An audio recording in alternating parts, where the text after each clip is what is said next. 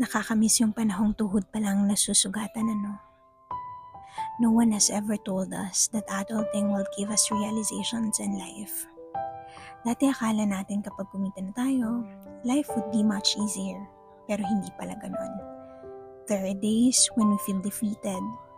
There are days when all the motivations are not doing the magic at all. And there are days when we feel like doing nothing. Pwede palang mapagod kahit ang dami mong pangarap. Pwede palang masugatan kahit gaano ka pa ka-genuine. At pwede din palang maka-encounter ng delays, ng setbacks at ng transition. Dear, this season can be messy, but God is here. He knew everything. Pwedeng hindi lang tuhod ang nasugatan, pwedeng pati puso rin. Pero hindi ka nag-iisang lumalaban.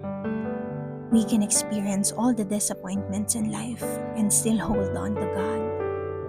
Sa lahat ng pagod na, sa lahat ng natalo ngayon, sa lahat ng hindi alam kung paano magsimula, at sa lahat ng mga pasuko na, kahit isang hakbang lang ang gawin mo, si Lord na ang bahala sa 99. Today, if you hit the rock bottom, know that God is still the rock at the bottom. With love and prayers, Noel.